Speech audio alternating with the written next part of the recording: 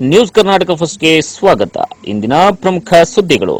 ನಮಸ್ಕಾರ, ನಾನು ಅಪೂರ್ವ ರಾಘವೇಂದ್ರ. ಈ ದಿನದ ನ್ಯೂಸ್: ಅತಿವೇಗ ಮತ್ತು ಅವೈಜ್ಞಾನಿಕ ಚಾಲನೆಯಿಂದ ವಿದ್ಯುತ್ ಕಂಬಕ್ಕೆ ಕಾರುಡಿಕ್ಕಿ ಘಟನೆಯ ಸುದ್ದಿ ನಿಮ್ಮ ನ್ಯೂಸ್ ಕರ್ನಾಟಕ ಒಂದರಲ್ಲಿ ವೀಕ್ಷಿಸಿ. 5 ಕಡೆ ಸಂಪರ್ಕವನ್ನ ಕಲ್ಪಿಸುವ ವಿದ್ಯುತ್ ಕಂಬಕ್ಕೆ ಡಿಕ್ಕಿ ಹೊಡೆದ ಕಾರು ಚಾಲಕ. ಅತಿ ದೊಡ್ಡ ಅಪಾಯದಿಂದ ಪಾರಾದ ಕಾರು ಚಾಲಕ ಮತ್ತು ಇನ್ನಿತರರು. ಕೊರಟಗೆರೆ ತಾಲೂಕಿನ ಗೌರಗಾನಹಳ್ಳಿ ಕ್ರಾಸ್ ಸಮೀಪದ ರಸ್ತೆಯಲ್ಲಿ ಈ ಘಟನೆ ನಡೆದಿದೆ.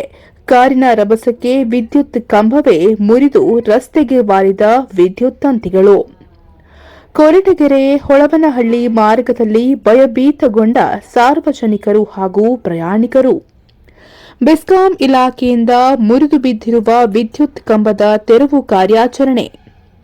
ವಿದ್ಯುತ್ ಸಂಪರ್ಕ ಇರುವಾಗಲೇ ಕಾರಿನ ಮೇಲೆ ಮುರಿದು ಬಿದ್ದ ವಿದ್ಯುತ್ ಕಂಬ.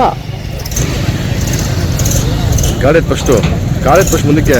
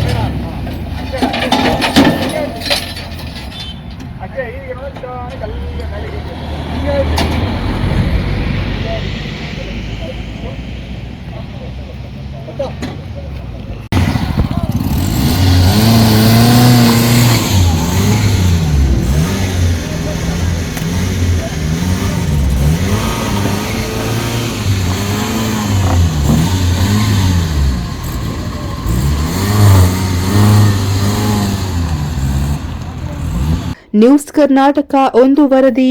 ಮುತ್ತುರಾಜ್, ಕೊರಟಗೆರೆ.